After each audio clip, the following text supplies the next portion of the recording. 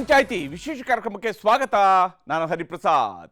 ದಿನದ ಪ್ರಮುಖ ಸುದ್ದಿಗಳ ನಿಖರ ವರದಿ, ಯಾವುದೇ ಪಕ್ಷಪಾತವಿಲ್ಲದ ನೇರ ಮಾತು, ನಿಮ್ಮನ್ನ ದಾರಿ ತಪ್ಪಿಸದ ವಿಶ್ವಾಸಾರ್ಹ ವಿಶ್ಲೇಷಣೆ. ಇದುವೇ ನ್ಯೂಸ್ 18ನ ಪಂಚಾಯಿತಿ. 2013ರಲ್ಲಿ ಅಧಿಕಾರಕ್ಕೆ ಬರ್ತಾ ಇದ್ದಂತೆಯೇ ಮೊದಲ ಕ್ಯಾಬಿನೆಟ್ನಲ್ಲಿನೇ ಸಿಂಗಲ್ ಆಗಿ ಸಂಪುಟ ಸಭೆಯನ್ನು ನಡೆಸಿ 5 ಕೆಜಿ ಉಚಿತ ಅಕ್ಕಿಯನ್ನು ಕೊಟ್ಟು ಅದಕ್ಕೆ ಅನ್ನಭಾಗ್ಯ ಅನ್ನುವಂಥ ಹೆಸರಿಟ್ಟು ಆ ಮೂಲಕ ಅನ್ನರಾಮಯ್ಯ ಭಾಗ್ಯಗಳ ಸರದಾರ ಅಂತ ಕರೆಸ್ಕೊಂಡಂಥವರು ಮುಖ್ಯಮಂತ್ರಿ ಸಿದ್ದರಾಮಯ್ಯ. 2023ರಲ್ಲಿ ಅಧಿಕಾರಕ್ಕೆ ಬರೋದಕ್ಕೆ 5 ಅಲ್ಲ 10 ಕೆಜಿ ಅಕ್ಕಿ ಕೊಡ್ತೀವಿ ಅಂತ ಅನ್ನಭಾಗ್ಯ ಯೋಜನೆಯಲ್ಲಿ ಅಕ್ಕಿ ತೂಕವನ್ನು ಮತ್ತಷ್ಟು ಹೆಚ್ಚಿಸಿತು. 10 ಕೆಜಿ ಅಕ್ಕಿ ಕೊಡೋದಕ್ಕೆ ಕೇಂದ್ರ ಸರ್ಕಾರ ಹೆಚ್ಚುವರಿ ಅಕ್ಕಿ ಕೊಡೋದಕ್ಕಾಗಿ ಒಪ್ಕೊಳ್ಳಿಲ್ಲ ಅಂತ ಆರೋಪವನ್ನು ಮಾಡಿಕೊಂಡು 5 ಕೆಜಿ ಅಕ್ಕಿಗೆ ದುಡ್ಡನ್ನೂ ಕೂಡ ಹಾಕೋದಕ್ಕೆ ಶುರು ಮಾಡಿದ್ರು. ಇಷ್ಟೆಲ್ಲ ಮಾಡಿ ತಾವು ಬಡವರ ಪರ, ಬಡವರ ಉದ್ಧಾರಕರು ಅಂತ ಹೇಳಿಕೊಳ್ತಿದ್ದ ಸಿದ್ದರಾಮಯ್ಯ ಸರ್ಕಾರ ಇದ್ದಕ್ಕಿದ್ದಂತೆ BPL ಕಾರ್ಡ್ಗಳಲ್ಲಿ ನಕಲಿಗಳನ್ನು ಹುಡುಕಲು ಹೊರಟವರು ನಂತರ ಬ್ರೇಕ್ ಹಾಕಿದ್ದಾರೆ. ಇದುವೇ ಇವತ್ತಿನ ಪಂಚಾಯಿತಿಯ ಮೊದಲ ಸುದ್ದಿ, ಬೆದರಿತ ಸರ್ಕಾರ. ಇಲ್ಲಿ ಸರ್ಕಾರ ಒಂದು ವೇಳೆ ನಕಲಿ ಕಾರ್ಡ್ಗಳನ್ನಷ್ಟೇ ರದ್ದು ಮಾಡಿರ್ತಿದ್ರೆ ಇದ್ದಕ್ಕಿದ್ದಂತೆ ಬ್ರೇಕ್ ಹಾಕಿ ತನ್ನ ಅಭಿಯಾನದಿಂದ ಯೂಟರ್ನ್ ಹೊಡೆಯುವಂತಹ ಅವಶ್ಯಕತೆ ಇರಲಿಲ್ಲ. ಕೇಂದ್ರ ಸರ್ಕಾರದ ಗೈಡ್ಲೈನ್ಸ್ ಪ್ರಕಾರವೇ ನಕಲಿಗಳನ್ನು ರದ್ದು ಮಾಡ್ತಾ ಇದ್ದೀವಿ ಅಂತ ನಿಜಕ್ಕೂ ಸರ್ಕಾರ ಹೊರಟಿದ್ದರೆ ಪ್ರತಿಪಕ್ಷ ಬಿಜೆಪಿಯವರಿಗೆ ತಿಳಿ ಹೇಳಿ ನಕಲಿ ಕಾರ್ಡ್ಗಳನ್ನು ರದ್ದು ಮಾಡಬಹುದಾಗಿತ್ತು. ಆದರೆ ಹಾಗೆ ಆಗಲಿಲ್ಲ. ಯಾವಾಗ ಸರ್ಕಾರ ನಕಲಿ ಕಾರ್ಡ್ಗಳನ್ನು ರದ್ದು ಮಾಡೋದಕ್ಕೆ ಹೋಯಿತು, ಅವರ ಜೊತೆಗೆ ಅಸಲಿ BPL ಕಾರ್ಡ್ದಾರರ ಕಾರ್ಡ್ಗಳನ್ನೂ ಕೂಡ ರದ್ದು ಮಾಡಿ ಎಡವಟ್ಟು ಮಾಡಿಕೊಂಡಿತ್ತು. ಇದು ರಾಜಕೀಯವಾಗಿ ಬಿಜೆಪಿಗೂ ಒಳ್ಳೆಯ ಅಸ್ತ್ರವಾಗಿ ಸಿಕ್ಕಿದೆ.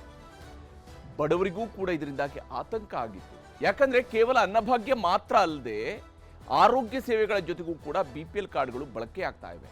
ಇದರಿಂದಾಗಿ ಬಡವರು ಸರ್ಕಾರದ ವಿರುದ್ಧ ತಿರುಗಿ ಬಿದ್ದಿದ್ರು. ಇಷ್ಟಾಗ್ತಾ ಇದ್ದಂತೆಯೇ ಸಿಎಂ ಸಿದ್ದರಾಮಯ್ಯ ಕೇವಲ 2 ಮಾನದಂಡಗಳ ಅಡಿಯಲ್ಲಿ ಮಾತ್ರ BPL ಕಾರ್ಡ್ಗಳ ಪರಿಷ್ಕರಣೆಗೆ ಸೂಚನೆಯನ್ನು ಕೊಟ್ಟರು. ಒಂದು ಸರ್ಕಾರಿ ನೌಕರರು, ಇನ್ನೊಂದು ಆದಾಯ ತೆರಿಗೆ ಪಾವತಿದಾರರು. ಇವರನ್ನು ಹೊರತುಪಡಿಸಿದ್ರೆ ಉಳಿದ BPL ಕಾರ್ಡ್ಗಳನ್ನು ಯಥಾ ಪ್ರಕಾರ ಮುಂದುವರಿಸಬೇಕು ಅಂತ ಸೂಚನೆ ಬಂದಿದೆ. ಅಲ್ಲಿಗೆ 22 ಲಕ್ಷದಷ್ಟಿದ್ದಂತಹ ನಕಲಿ ಕಾರ್ಡ್ಗಳ ಸಂಖ್ಯೆ ಏಕಾಏಕಿ 1 ಲಕ್ಷದ ಆಸುಪಾಸಿಗೆ ಇಳಿದು ಬಿಟ್ಟಿದೆ. ಹೀಗೆ ಸರ್ಕಾರವನ್ನ ಯೂಟರ್ನ್ ಹೊಡೆಸುವಲ್ಲಿ ಎಲ್ಲೋ ಒಂದು ಕಡೆ ಆಹಾರ ಇಲಾಖೆಯವರು ಯಶಸ್ವಿಯಾದಂತೆ ಕಾಣ್ತಾ ಇದೆ. ಇಲ್ಲದೆ ಹೋಗಿದ್ರೆ ಆಹಾರ ಇಲಾಖೆ ಅಧಿಕಾರಿಗಳು ಸರಿಯಾಗಿ ಕೆಲಸ ಮಾಡಿರ್ತಿದ್ರೆ, ಆಹಾರ ಸಚಿವರು ಸರಿಯಾಗಿ ಕೆಲಸ ಮಾಡಿದ್ದಿರ್ತಿದ್ರೆ. ಯಾಕಂದ್ರೆ ಅವರು ಈ ಎಲ್ಲ ಗೊಂದಲಗಳಿಗೆ ನಾನೇ ಹೊಣೆ, ಅಧಿಕಾರಿಗಳ ಅಲ್ಲ, ಎಲ್ಲ ನಂದೇ ಜವಾಬ್ದಾರಿ ಅಂತ ಅಧಿಕಾರಿಗಳ ಪರವಾಗಿ ಬ್ಯಾಟ್ ಬೀಸಿದ್ದಾರೆ ಇಲಾಖೆಯ ಮುಖ್ಯಸ್ಥರಾಗಿ. ನಕಲಿ ಕಾರ್ಡ್ಗಳ ಜೊತೆಗೆ ಒಂದೇ ಒಂದು ಅಸಲಿ BPL ಕಾರ್ಡ್ಗಳನ್ನು ರದ್ದು ಮಾಡೋದಕ್ಕೆ ಇವರೆಲ್ಲರೂ ಕೂಡ ಕರೆಕ್ಟಾಗಿ ಕೆಲಸ ಮಾಡಿರ್ತಿದ್ರೆ ಚಾನ್ಸೇ ಇರಲಿಲ್ಲ. ಹಾಗಿದ್ರೆ ಇದೆಲ್ಲ ಹೀಗಾಯಿತು. ಸರ್ಕಾರ ಯೂಟರ್ನ್ ಹೊಡೆದು ಏನು ಹೇಳ್ತಿದೆ ಅನ್ನೋದನ್ನ ಇವತ್ತಿನ ಪಂಚಾಯಿತಿಯಲ್ಲಿ ನಿಮಗೊಂದು ವಿಶೇಷ ವರದಿಯ ಮೂಲಕವಾಗಿ ತೋರಿಸ್ತೀನಿ. ಹಾಗೆಯೇ ಇವತ್ತಿನ ಪಂಚಾಯಿತಿಯ 2ನೇ ಸುದ್ದಿ, ವಕ್ಫ್ ಕ್ರೆಡಿಟ್ ವಾರ್. ರಾಜ್ಯದಲ್ಲಿ ಕಾಂಗ್ರೆಸ್ ಸರ್ಕಾರವನ್ನು ಅಲ್ಲಾಡಿಸಲು ಬಿಜೆಪಿಗೆ ಸಿಕ್ಕಿರುವ ಅತಿದೊಡ್ಡ ಅಸ್ತ್ರವೇ ವಕ್ಫ್ ಆಸ್ತಿ ವಿಚಾರ. ಸಚಿವ ಜಮೀರ್ ಅಹಮದ್ ಖಾನ್ ವಕ್ಫ್ ಅದಾಲತ್ಗಳನ್ನು ನಡೆಸುವುದಕ್ಕೆ ಸೂಚನೆ ನೀಡ್ತಾ ಇದ್ದಂತೆ ರೈತರ ಪಹಣಿಗಳಲ್ಲಿ ನಮೂದಾಗಿದ್ದ ವಕ್ಫ್ ಹೆಸರನ್ನೇ ಮುಂದಿಟ್ಟುಕೊಂಡು ಕಮಲ ನಾಯಕರು ಹೋರಾಟದ ಹಾದಿಯನ್ನು ತೊಳೆದಿದ್ರು. ಆದರೆ ಇದು ಹೋರಾಟವಾಗಿ ಸರ್ಕಾರವನ್ನು ಅಲ್ಲಾಡಿಸುವ ಬದಲು ಬಿಜೆಪಿಯನ್ನೇ ಒಡೆದ ಮನೆಯನ್ನಾಗಿಸಿದೆ. ಇದಕ್ಕೆ ಬಹಳ ಮುಖ್ಯ ಕಾರಣ ಕ್ರೆಡಿಟ್ ವಾರ್. ಈ ಇಡೀ ಹೋರಾಟ ಯಶಸ್ವಿಯಾದರೆ ಅದರ ಕ್ರೆಡಿಟ್ ಸಹಜವಾಗಿ ರಾಜ್ಯ ಬಿಜೆಪಿಗೆ ಸಲ್ಲುತ್ತೆ. ಮೂಡಾದ ವಿರುದ್ಧ ಪಾದಯಾತ್ರೆ ಮಾಡಿದ್ರು, ಬಿಜೆಪಿಯ ಕ್ರೆಡಿಟ್, ವಿಜಯೇಂದ್ರ ಅವರ ನಾಯಕತ್ವಕ್ಕೆ ಸಿಕ್ಕಂತಹ ಕ್ರೆಡಿಟ್. ಹಾಗೇನೆ ವಕ್ಫ್ ಹೋರಾಟ ಯಶಸ್ವಿ ಆಯ್ತಂದ್ರೆ ಬಿಜೆಪಿಯ ಕ್ರೆಡಿಟ್, ವಿಜಯೇಂದ್ರ ಅವರ ನಾಯಕತ್ವಕ್ಕೆ ಸಿಗುವಂತಹ ಕ್ರೆಡಿಟ್. ಆ ರೀತಿಯಾಗಿ BY ವಿಜಯೇಂದ್ರ ಅವರಿಗೆ ಮೂಡಾದ ನಂತರ ವಕ್ಫ್ ಹೋರಾಟದಲ್ಲೂ ಕೂಡ ಕ್ರೆಡಿಟ್ ಸಿಗ್ತಾ ಇದೆ. ಆದರೆ ಪರಿಸ್ಥಿತಿ ಎಲ್ಲಿಗೆ ಬಂದು ನಿಂತಿದೆ ಅಂತ ಹೇಳಿದ್ರೆ, ಯಾವಾಗ ವಿಜಯೇಂದ್ರ ಅವರಿಗೆ ಮಾತ್ರ ಈ ಕ್ರೆಡಿಟ್ ಹೋಗುವ ಸಾಧ್ಯತೆ ಇತ್ತು, ಅಸಲಿಗೆ ಈ ಹೋರಾಟವನ್ನು ಶುರು ಮಾಡಿದವರೇ ನಾವು ಅನ್ನುವಂಥ ರೀತಿಯಲ್ಲಿದೆ. ಮತ್ತು ಇದು ಹಿಂದುತ್ವದ ಟ್ರಂಪ್ ಕಾರ್ಡ್ಗಳಂತ ಅನ್ನಿಸ್ಕೊಂಡಿರುವಂಥ ತಮಗೆ ಈ ಕ್ರೆಡಿಟ್ ಸಿಗಬೇಕು ಅನ್ನೋಂಥ ರೀತಿಯಲ್ಲೋ ಏನೋ ಯತ್ನಾಳ್ರು ಈಗ ಮುಂಚೂಣಿಯಲ್ಲಿದ್ದಾರೆ. ಯತ್ನಾಳ್ರು ಬೇರೆ ಟೀಮ್ ಮೂಲಕವಾಗಿ ಹೊರಡ್ತಾ ಇದ್ದಾರೆ. ಅದಕ್ಕೆ ಬೇಕಾದ ತಯಾರಿ ಆ ಕಡೆ ನಡೀತಿದೆ. ಈ ಕಡೆ ವಿಜಯೇಂದ್ರ ಅವರು ಪ್ರವಾಸ ಘೋಷಣೆ ಮಾಡಿದ್ದಾರೆ, ಹೋರಾಟ ಘೋಷಣೆ ಮಾಡಿದ್ದಾರೆ, ಪ್ರತಿಭಟನೆಗಳನ್ನು ಘೋಷಣೆ ಮಾಡಿದ್ದಾರೆ. ಆದರೆ ಅದ್ಯಾಕೋ ಅಂದುಕೊಂಡಂಥ ರೀತಿಯಲ್ಲಿ ಟೇಕ್ ಆಫ್ ಕೂಡ ಆಗ್ತಾ ಇಲ್ಲ. ಆ ಸುದ್ದಿಯನ್ನು ಕೂಡ ನಿಮಗೆ ಇವತ್ತಿನ ಪಂಚಾಯಿತಿಯಲ್ಲಿ ವಿವರಿಸ್ತೀನಿ. ಇವತ್ತಿನ ಪಂಚಾಯಿತಿ ಎರಡನೇ ಸುದ್ದಿ. ಈಗ ಮೊದಲ ಸುದ್ದಿಯ ಕಡೆಗೆ ಹೋಗೋಣ. ಬಹಳ ಮುಖ್ಯವಾಗಿ BPL ಕಾರ್ಡ್ಗಳಿಗೆ ಸಂಬಂಧಪಟ್ಟಂತೆ ಸರ್ಕಾರ ಬೆದರಿದೆಯಾ ಅಂತ ಹೇಳಿ. ಇಲ್ಲದೆ ಹೋಗಿರ್ತಿದ್ರೆ ಏಕಾಏಕಿ BPL ಕಾರ್ಡ್ ನಕಲಿ ಕಾರ್ಡ್ಗಳನ್ನು ರದ್ದು ಮಾಡುವಂಥ ಅಭಿಯಾನವನ್ನು ಇನ್ನು ಕೈಗೆತ್ತಿಕೊಂಡಿದ್ರು. 22 ಲಕ್ಷದಷ್ಟು ಕಾರ್ಡ್ದಾರರಿಗೆ ನಿಮ್ಮ ಕಾರ್ಡ್ ರದ್ದಾಗಿದೆ ಅಥವಾ ಇದನ್ನು APL ಕನ್ವರ್ಟ್ ಆಗಿದೆ ಅಂತ ಹೇಳಿ ಮೆಸೇಜ್ ಕಳಿಸಿದ್ರು. ಈಗ ಏಕಾಏಕಿ ಅದನ್ನು 1 ಲಕ್ಷಕ್ಕೆ ಇಳಿಸಿದ್ದು ಯಾಕೆ ಅನ್ನೋಂಥದ್ದು ಈ ವರದಿ ಮೂಲಕ ತೋರಿಸ್ತೀವಿ.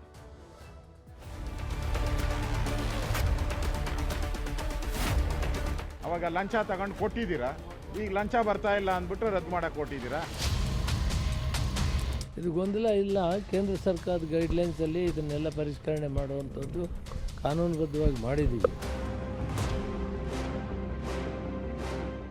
ರಾಜ್ಯದಲ್ಲಿ BPL ಕಾರ್ಡ್ ರದ್ದು ಜಟಾಪಟಿ ಜೋರಾಗಿದೆ. ಕೂಲಿ ಕಾರ್ಮಿಕರು, ಕಡುಬಡವರು, ಕೃಷಿಕರ ಕಾರ್ಡ್ಗಳೇ ಕ್ಯಾನ್ಸಲ್ ಆಗಿವೆ. ಲಕ್ಷ ದುಡಿಯೋರಿಲ್ಲ, ತೆರಿಗೆ ಪಾವತಿಸುವವರಂತೂ ಮನೆಯಲ್ಲಿ ಇಲ್ಲವೇ ಇಲ್ಲ. ಆದರೂ ನಮ್ಮ ಮನೆ BPL ಕಾರ್ಡ್ ರದ್ದಾಗಿದೆ ಅಂತ ಬಡವರು ಕಣ್ಣೀರು ಹಾಕ್ತಿದ್ದಾರೆ. ಗ್ಯಾರಂಟಿಗಳನ್ನು ಕೊಟ್ಟು ಅಕ್ಕಿ ಕಿತ್ಕೊಳ್ತಿದೆ ಅಂತ ಸರ್ಕಾರದ ವಿರುದ್ಧವೂ ಜನಾಕ್ರೋಶ ದಿನೇ ದಿನೇ ಹೆಚ್ಚಾಗ್ತಿದೆ. ಇದರಿಂದ ಬೆಚ್ಚಿ ಬಿದ್ದಿರುವ ಸಿದ್ದರಾಮಯ್ಯ ಸರ್ಕಾರ ಬೀಸೋದೊಣ್ಣೆಯಿಂದ ಪಾರಾಗಲು ಯತ್ನಿಸಿದೆ. ತೆರಿಗೆ ಪಾವತಿದಾರರು ಮತ್ತು ಸರ್ಕಾರಿ ನೌಕರರನ್ನ ಹೊರತುಪಡಿಸಿ ಯಾರ ಕಾರ್ಡ್ಗಳು ರದ್ದಾಗಲ್ಲ. ಈಗಾಗಲೇ ರದ್ದಾಗಿದ್ರೆ ಅಂತಹ ಅರ್ಹ BPL ಕಾರ್ಡ್ಗಳನ್ನು 1 ವಾರದಲ್ಲಿ ರಿಯಾಕ್ಟಿವ್ ಮಾಡುವುದಾಗಿ ಆಹಾರ ಸಚಿವ KH ಮುನಿಯಪ್ಪ ಭರವಸೆ ನೀಡಿದ್ದಾರೆ. ಆದಾಯ ತೆರಿಗೆ ಪಾವತಿ ಮತ್ತು ಸರ್ಕಾರಿ ನೌಕರರನ್ನು ಹೊರತುಪಡಿಸಿ ಉಳಿದಂತೆ ಯಾವುದೇ ಕಾರ್ಡ್ಗಳನ್ನು ರದ್ದುಪಡಿಸಬಾರದು ಎಂದು ಮಾನ್ಯ ಮುಖ್ಯಮಂತ್ರಿಗಳು ತಿಳಿಸಿದ್ದಾರೆ ಮತ್ತು ಆದೇಶವನ್ನು ಮಾಡಿದ್ದಾರೆ. ರಾಜ್ಯ ಸರ್ಕಾರ ಯಾವುದೇ BPL ಕಾರ್ಡ್ಗಳನ್ನು ರದ್ದುಪಡಿಸಿಲ್ಲ. ಅನರ್ಹ ಇರಬಹುದು ಎಂಬ ಕಾರ್ಡ್ಗಳನ್ನು ತಾತ್ಕಾಲಿಕವಾಗಿ ಅಮಾನತಿನಲ್ಲಿ ಇಡಲಾಗಿದೆ. BPLಗೆ ಅರ್ಹರಲ್ಲದವರನ್ನು APLಗೆ ಸೇರಿಸಲಾಗಿದೆ. ನಮ್ಮ ಹತ್ರ ಅಂಕಿಅಂಶಗಳಿದೆ. ಹಿಂದೆ ಅವರು BPL ಕಾರ್ಡ್ ಹೋಲ್ಡರ್ದಾರರನ್ನ ದಾಖಲೆ ನಮ್ಮ ಹತ್ರ ಇದೆ. ಮತ್ತೆ ಅವ್ರನ್ನ ಅದೇ ನಂಬರ್ನಲ್ಲಿ ಅವರ ಅಕೌಂಟನ್ನು ಚಾಲೂ ಮಾಡ್ತೀವಿ. ಅವರ ಅದೇ ಕಾರ್ಡ್ ಹತ್ರ ಏನಿದೆ ಅದನ್ನೇ ತಗೊಂಡೋದ್ರು ಕೂಡ ಅಕ್ಕಿ ಕೊಡಿ. ಗದಗದ ಕೊಣ್ಣೂರ ಗ್ರಾಮದಲ್ಲಿ ರೇಷನ್ ರದ್ದಾಗಿದ್ದರಿಂದ ಫಲಾನುಭವಿಗಳು ಗೋಳಾಡುತ್ತಿದ್ದಾರೆ. ಹಣ್ಣು ಮಾರೋರು, ಟೈಲರ್ಗಳ ಕಾರ್ಡ್ ಕ್ಯಾನ್ಸಲ್ ಆಗಿದ್ದು ಬಡವರ ಹೊಟ್ಟೆ ಮೇಲೆ ಸರ್ಕಾರ ಹೊಡೆಯುತ್ತಿದೆ ಅಂತ ಬೇಸರ ವ್ಯಕ್ತಪಡಿಸಿದ್ದಾರೆ. ನಮ್ಮ ಮನೆನ ಹೊಲಿಲ್ಲ, ಏನೂ ಇಲ್ಲ. ನಾ ದುಡಿದು ತಿನ್ನೋದು ಅಷ್ಟೈತಿ. ನಂದು ಟ್ಯಾಕ್ಸ್ GST ಏನೂ ಕಟ್ಟಂಗಿಲ್ಲ. ನಾ ಬಾಡಿಗೆ ಮನೆಯಾಗ ಇದ್ದೀರಿ ಸರ್. ನಮ್ಮ 3 ತಿಂಗಳಾಯ್ತು ರೇಷನ್ ಕಾರ್ಡ್ ಬಂದ್ ಮಾಡ್ಯಾರ. ಅದು ಯಾಕೆ ಬಂದ್ ಮಾಡ್ಯಾರ ಅಂತ ನಮ್ಗೆ ಇದು ಬೇಕು ರೀ.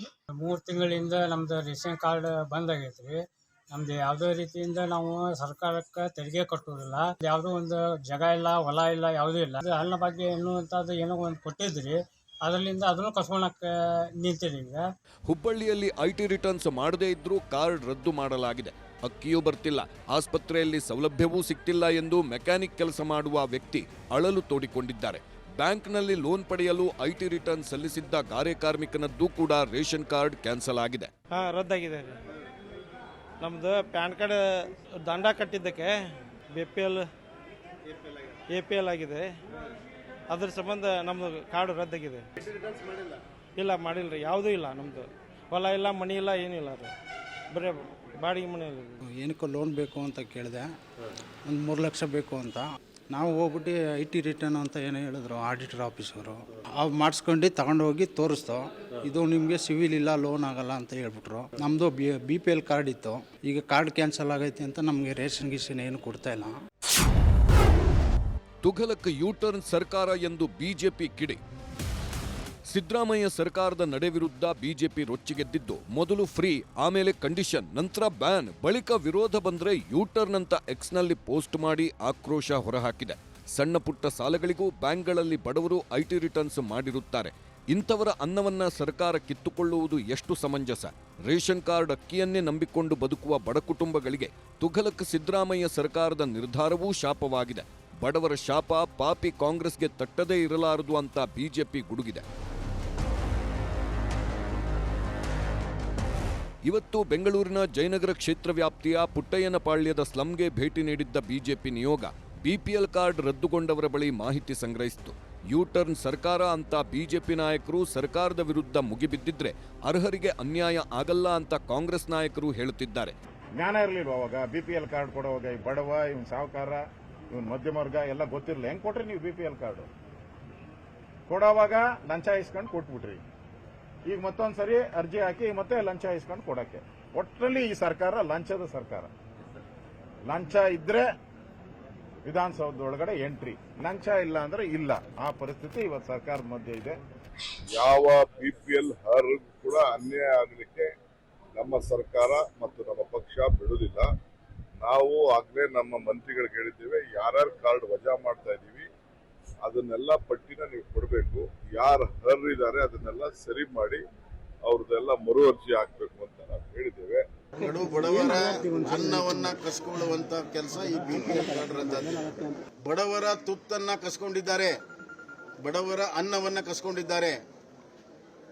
ಈ ಬಡವರ ಶಾಪ ಈ ಸರ್ಕಾರಕ್ಕೆ ತಡೆದೇ ಹೋಗೋದಿಲ್ಲ.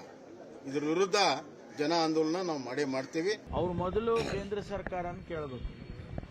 ಬಿಜೆಪಿಯವರು ರಾಜ್ಯದಲ್ಲಿ ನಮ್ಮನ್ನ ಕೇಳೋ ಮೊದಲು ಸೆಂಟ್ರಲ್ ಗೌರ್ಮೆಂಟ್ನವರು 5.8 ಕೋಟಿ BPL ಕಾರ್ಡ್ಗಳನ್ನು ರದ್ದು ಮಾಡಿದ್ದಾರೆ. ಅವರನ್ನು ಕೇಳಲಿ ಮೊದಲು, ಆಮೇಲೆ ನಮ್ಮನ್ನು ಕೇಳಲಿ. ಇವರು ನಮಗೆ ಸಪೋರ್ಟ್ ಮಾಡೋರು, ಮುಖ್ಯಮಂತ್ರಿಗಳು ನಿಮ್ಮನ್ನು ತಲೆ ತೆಗೆದುಬಿಡ್ತಾರೆ ಅಂತ ಹೇಳಿ ಕೆಲವು ಕೋಮು ಕೆಲವು ಜಾತಿಯವ್ರನ್ನ ಮಾತ್ರ ಉಳಿಸ್ಕೊಂಡಿದ್ದಾರಂತೆ. ಇದು ಅನ್ಯಾಯ ಅಲ್ವಾ? ಜಾತಿ ಭೇದ ಮಾಡಿ ಕಾರ್ಡ್ ಈಗ ಬಡವರಿಗೆ BPL ಕಾರ್ಡು, ಜಾತಿಗ BPL ಕಾರ್ಡು. ಕೆಲವು ಕಡೆ ಎಲ್ಲೆಲ್ಲಿ ಸಮಸ್ಯೆ ಅದನ್ನು ಬಗೆಹರಿಸ್ಕೊಳ್ಳೋಣ ಹೊರತು ಯಾರೋ 10 ಜನ ಹೇಳಿದ್ದಕ್ಕೆ ವಿರೋಧ ಪಕ್ಷದವರು ಅದಕ್ಕೆ ಎಲ್ಲ ಅದು ಕುಮ್ಮಕ್ಕು ಕೊಟ್ಟು ಗೊಂದಲ ಸೃಷ್ಟಿಯಾಗಲಿ, ಇನ್ನೂ ಇದಕ್ಕೆಲ್ಲ ಸಮಸ್ಯೆಗಳು ಉದ್ಭವ ಆಗಲಿ ಅಂತ ಅವ್ರ ಕುಮ್ಮಕ್ಕಿಗೆ ಎಲ್ಲರೂ ಈ ಥರ ಕೇಳ್ತಾರೆ ಅಂತ ಏನಲ್ಲ. ಅದು ಕೆಲವು ಕಡೆ ಇರ್ಬೋದು, ಜೆನ್ಯೂನ್ ಆಗಿ ಸಮಸ್ಯೆ ಆಗಿದೆ, ಸರಿಪಡಿಸೋಣ. ಇದಿಷ್ಟು ರೇಷನ್ ಕಾರ್ಡ್ ರಾಜಕೀಯವಾದ್ರೆ ಅಧಿಕಾರಿಗಳ ಎಡವಟ್ಟುಗಳು ಹೊರಗೆ ಬರ್ತಿದೆ. ಫೋನ್ ಪೇಯಲ್ಲಿ ವ್ಯವಹಾರ ಮಾಡಿದ್ದಕ್ಕೂ IT ರಿಟರ್ನ್ಸ್ ಅನ್ವಯ ಆಗಿದೆ. ಸರ್ಕಾರದಿಂದ ತಪ್ಪು ಆಗಿದೆ, ಪರಿಶೀಲಿಸಿ ಕ್ರಮ ಕೈಗೊಳ್ಳುತ್ತೇವೆ ಅಂತ ಕರ್ನಾಟಕ ರಾಜ್ಯ ಆಹಾರ ಆಯೋಗದ ಅಧ್ಯಕ್ಷ ಡಾಕ್ಟರ್ H. ಕೃಷ್ಣ ಹೇಳಿದ್ದಾರೆ. ಯಾರು ಬಡವರು ನಿಜವಾಗಿ ಅವ್ರ ಇನ್ಕಮ್ ಇಲ್ಲ, ಬಟ್ ಈ ಟ್ರಾನ್ಸಾಕ್ಷನ್ ಎಲ್ಲ ಅವ್ರು ಗೊತ್ತಿದ್ದೇನೋ ಈ ಫೋನ್ ಪೇನಲ್ಲಿ ಮಾಡ್ತಾ ಬಂದ್ಬಿಟ್ಟಿದ್ದಾರೆ. ತಗೊಳ್ಳೋದು, ಮಾಡೋದು, ಕೊಡೋದು, ಬಿಡೋದು. ಹಾಗಾಗಿ ಅವ್ರದ್ದು ಎಲ್ಲರನ್ನೂ IT ಪೇಯರ್ಸ್ ಅಂತ ಡಿಕ್ಲೇರ್ ಮಾಡಿದ್ದಾರೆ. ಅದೆಲ್ಲ ತಪ್ಪು ನಡೆದಿದೆ. ಅದನ್ನು ಫೈಂಡ್ ಔಟ್ ಮಾಡಿ ನಾವು ಅವ್ರನ್ನ ಮಾತ್ರ ಎಕ್ಸ್ಕ್ಲೂಡ್ ಮಾಡಬೇಕು ಅಂತ ಒಂದು ರೀಕನ್ಸಿಡರ್ ಮಾಡ್ತಾ ಇದ್ದೀವಿ. ರಾಜ್ಯದಲ್ಲಿ ಒಟ್ಟು 1,24,97,088 BPL ಕುಟುಂಬಗಳಿವೆ. ಈ ಪೈಕಿ 68,017 ಕಾರ್ಡ್ಗಳನ್ನು ಸರ್ಕಾರ ರದ್ದು ಮಾಡಿದೆ. ಕೇಂದ್ರ ಸರ್ಕಾರದ ಮಾನದಂಡಗಳ ಪ್ರಕಾರ BPL ಕಾರ್ಡುಗಳನ್ನು ರದ್ದು ಮಾಡಲಾಗ್ತಿದೆ ಅಂತ ಸರ್ಕಾರ ಹೇಳ್ತಿದೆ. ಆದರೆ ಅರ್ಹರು ಕಾರ್ಡ್ ಕಳೆದುಕೊಂಡು ಕಣ್ಣೀರು ಹಾಕ್ತಿದ್ದಾರೆ. ಇದಕ್ಕೆ ಸರ್ಕಾರ ಯಾವ ರೀತಿಯ ಕ್ರಮ ಕೈಗೊಳ್ಳುತ್ತೋ ಗೊತ್ತಿಲ್ಲ. ಆದರೆ ಆಪರೇಷನ್ BPL ಕಾರ್ಡ್ಗೆ ಕೈ ಹಾಕಿ ಸರ್ಕಾರ ಸಂಕಷ್ಟಕ್ಕೆ ಸಿಲುಕಿರೋದಂತೂ ಸತ್ಯ. Bureau report, news 18. ಅಲ್ಲ, ಈ ಆಹಾರ ಇಲಾಖೆ ಅಧಿಕಾರಿಗಳು ಆನ್ಲೈನ್ ಪೇಮೆಂಟನ್ನು, UPI ಪೇಮೆಂಟನ್ನೇ ಪರಿಗಣಿಸಿ ಇವರು ತೆರಿಗೆ ಪಾವತಿದಾರರು ಅನ್ನೋ ರೀತಿಯಲ್ಲಿ ಯೋಚನೆ ಮಾಡ್ತಾರೆ ಅಂತ ಹೇಳಿದರೆ, ತರಕಾರಿ ಮಾರುವವರಿಂದ ಹಿಡಿದು ಪ್ರತಿಯೊಬ್ಬರಿಗೂ ಕೂಡ ಆನ್ಲೈನ್ ಮೂಲಕವಾಗಿ ಹಣವನ್ನು ಪಡ್ಕೊಳ್ತಾ ಇದ್ದಾರೆ. ಇವತ್ತು ಇಷ್ಟೂ ಗೊತ್ತಿಲ್ಲದಂಥವರು ನಮ್ಮ ಆಹಾರ ಇಲಾಖೆ ಅಧಿಕಾರಿಗಳು ಇದ್ದಾರಾ? ಅಂದರೆ ಯಾವ ಸ್ವರೂಪದಲ್ಲಿ ಇಲ್ಲಿ ಎಡವಟ್ಟುಗಳನ್ನು ಮಾಡಲೇಬೇಕು ಅನ್ನೋಂಥ ಉದ್ದೇಶದಿಂದ ಮತ್ತು ನಕಲಿ ಕಾರ್ಡ್ಗಳನ್ನು ತಡಿಬೇಕು ಅನ್ನೋಂಥ ಉದ್ದೇಶದಿಂದ ಮಾತ್ರ ಇಂತಹ ಯೋಚನೆಗಳು ಬರೋಕ್ಕೆ ಸಾಧ್ಯ ಹೊರತು ಇಲ್ಲದೆ ಹೋದರೆ ಇವರು ಈ ರೀತಿ ಮಾಡಲಿ. ಈಗಲೂ ಕೂಡ ಸರ್ಕಾರ ನಕಲಿ ಕಾರ್ಡ್ಗಳನ್ನು ತೆಗಿಲೇಬೇಕಾಗಿದೆ. ಅದು ಸರ್ಕಾರ ಜವಾಬ್ದಾರಿ. ಇಲ್ಲದೆ ನಕಲಿ ತೆಗೆಯೋದಕ್ಕೆ ಹೋಗಿ ಅಸಲಿಯವರದ್ದು ಕೂಡ ಕಾರ್ಡ್ಗಳನ್ನು ತೆಗೆಯೋದ್ರ ಮೂಲಕವಾದ್ರ ಉದ್ದೇಶ ಇಷ್ಟೇನೆ, ನಕಲಿ ಕಾರ್ಡ್ಗಳನ್ನು ಪ್ರೊಟೆಕ್ಟ್ ಮಾಡಬೇಕು ಅಂತೇಳಿ. ಆ ಕೆಲಸವನ್ನು ಸರ್ಕಾರ ನಿಜಕ್ಕೂ ಕೂಡ ತಡಿಬೇಕಾಗಿದೆ. ಆಹಾರ ಇಲಾಖೆ ಅಧಿಕಾರಿಗಳ ವಿಚಾರದಲ್ಲೂ ಕೂಡ ಸರ್ಕಾರ ಎಚ್ಚರಿಕೆಯನ್ನು ವಹಿಸಬೇಕು. ಸಚಿವರು ಎಲ್ಲ ಜವಾಬ್ದಾರಿ ತಂದೆ, ಗೊಂದಲಕ್ಕೆಲ್ಲ ನಂದೇ ಜವಾಬ್ದಾರಿ ಅಂತ ಹೇಳಿದ್ರೆ ಆಗಲ್ಲ.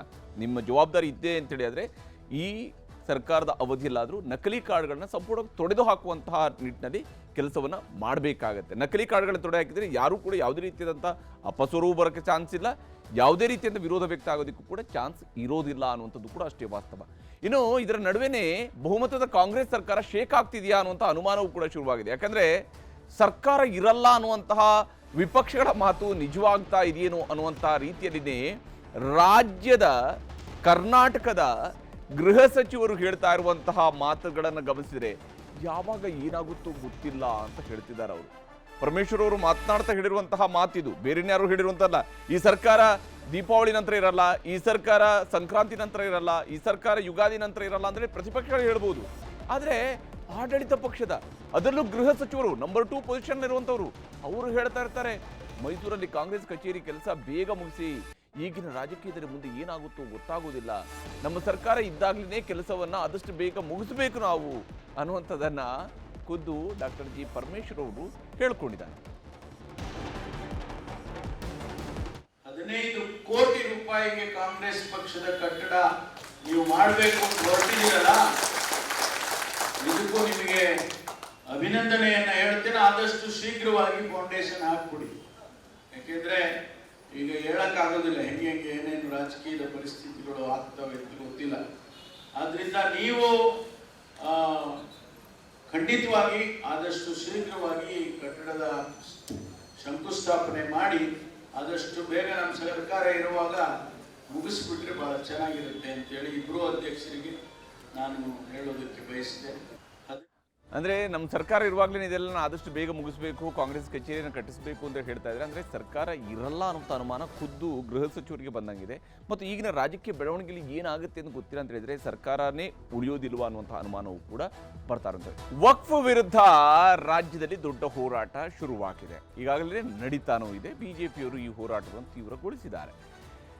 ವಿಶೇಷವಾಗಿ ರೈತರ ಪಹಣಿ ಪತ್ರಗಳಲ್ಲೂ ಕೂಡ ವಕ್ಫ್ ಅನ್ನೋದು ನಮೂದಾಗಿತ್ತು, ದೇವಸ್ಥಾನದ ಆಸ್ತಿ ನಮೂದಾಗಿತ್ತು, ಮಠಗಳ ಆಸ್ತಿ ನಮೂದಾಗಿತ್ತು, ನಾನಾ ರೀತಿಯಂಥ ಆಸ್ತಿಗಳಲ್ಲಿ ಈ ರೀತಿಯಾಗಿ ವಕ್ಫ್ ಅಂತೇಳಿ ನಮೂದಾಗಿತ್ತು. ಸರ್ಕಾರ ಅದನ್ನು ಎಲ್ಲ ಸರಿಪಡಿಸ್ತೀವಿ, ಕೊಟ್ಟ ನೋಟಿಸನ್ನು ವಾಪಸ್ ಪಡಿತೀವಿ, ಡಾಕ್ಯುಮೆಂಟ್ ಎಲ್ಲ ಹೆಸರಿಲ್ದಂಗೆ ಮಾಡ್ತೀವಿ, ಇದೆಲ್ಲವನ್ನು ಕೂಡ ಸರ್ಕಾರ ಸಮಜಾಯಿಷಿಗಳನ್ನು ಕೊಡ್ತಾ ಬಂದಿದೆ. ಆದರೆ ಮುಂದೇನಾಗುತ್ತೆ ಅನ್ನೋದ್ರ ಬಗ್ಗೆ ಸ್ಪಷ್ಟವಾದ ಕಾನೂನು ರೂಪುರೇಷೆಯೂ ಕೂಡ ಬೇಕಾಗಿದೆ. ಆ ಕೆಲಸವನ್ನು ಸರ್ಕಾರ ಮಾಡಬೇಕಾಗುತ್ತೆ, ಅದು ಒಂದು ಜವಾಬ್ದಾರಿ ಸರ್ಕಾರದ್ದು. ಆದರೆ ಇದರ ನಡುವೆ ವಕ್ಫ್ ಹೋರಾಟದ ವಿಚಾರದಲ್ಲಿ ಹೋರಾಟಕ್ಕೆ ಹೊರಟಂತಹ ಬಿಜೆಪಿಯವರದ್ದು ಒಂದು ರೀತಿಯಿಂದ ಒಡಕಿನ ಮನೆಯಾಗಿ ಪರಿವರ್ತನೆ ಆಗಿರುವಂಥದ್ದು. ಅದು ಹೇಗೆ ಅನ್ನೋದನ್ನು ನಾವು ನೋಡಬೇಕಾಗಿರುವಂಥದ್ದು. ಕೇಸರಿಪಾಳ್ಯದಲ್ಲಿ ವಿಜೇಂದ್ರ ವರ್ಸಸ್ ಯತ್ನಾಳ್ ಟೀಮ್ ನಡುವೆ ಈಗ ವಕ್ಫ್ ಹೋರಾಟ ನಡೀತಾ ಇದೆ. ಇಬ್ಬರು ಹೋರಾಡ್ತಿರುವಂಥದ್ದು ಒಂದೇ ವಿಚಾರದಲ್ಲಿ, ಅದರ ಮೂಲ ಅಂಶ ಒಂದೇ ಇದೆ. ಆದರೆ ಅವರ ಹೋರಾಟ ನಡೆಸ್ತಾ ಇರುವಂಥದ್ದು ಬಿಜೆಪಿ ಅವರು ನಡೆಸ್ತಾ ಇರುವಂಥದ್ದು ಕಾಂಗ್ರೆಸ್ ವಿರುದ್ಧನೇ, ಕಾಂಗ್ರೆಸ್ ಸರ್ಕಾರದ ವಿರುದ್ಧನೇ, ಮಾತಾಡ್ತಾ ಇರುವಂಥದ್ದು ಕಾಂಗ್ರೆಸ್ ನಾಯಕರ ವಿರುದ್ಧನೇ. ಆದರೆ ವಿಜೇಂದ್ರ ಗಮನಕ್ಕೆ ತರದೆ ಯತ್ನಾಳ್ ಕ್ಯಾಂಪ್ ವಕ್ಫ್ ಕ್ಯಾಂಪೇನ್ ಅನ್ನ ಮಾಡ್ಕೊಂಡಿದೆ. ಅಂದರೆ ಬಿಜೆಪಿ ರಾಜ್ಯಾಧ್ಯಕ್ಷರ ಗಮನಕ್ಕೆ ತರಬೇಕಾಗುತ್ತೆ. ಬಿಜೆಪಿ ಯಾವುದೇ ಶಾಸಕ ಯಾವುದೇ ಹೋರಾಟವನ್ನು ರೂಪಿಸುವುದು ಕೂಡ ರಾಜ್ಯಾಧ್ಯಕ್ಷರ ಗಮನಕ್ಕೆ ತರುವಂಥದ್ದು ಒಂದು ವಾಡಿಕೆ, ಸಂಪ್ರದಾಯ, ಅಥವಾ ಅದು ಪಕ್ಷದ ಶಿಸ್ತು ಅಂತೇಳಿ ಹೇಳಬೇಕಾಗುತ್ತೆ. ಯತ್ನಾಳ್ ಕರೆ ಕೊಟ್ಟ ಕೆಲ ಗಂಟೆಗಳಲ್ಲಿ ವಿಜೇಂದ್ರ ಹೋರಾಟವನ್ನು ಘೋಷಣೆಯನ್ನು ಮಾಡಿದರು. ಯತ್ನಾಳ್ ಅವರು ವಿಜೇಂದ್ರ ಅವರ ಗಮನಕ್ಕೆ ತರದೇನೆ ಒಂದು ಹೋರಾಟಕ್ಕೆ ಕರೆ ಕೊಟ್ಟರು. ಅದಾದ ಮೇಲೆ ವಿಜೇಂದ್ರ ಅವರು ಕೂಡ ಹೋರಾಟವನ್ನು ಘೋಷಣೆ ಮಾಡಿದ್ದಾರೆ.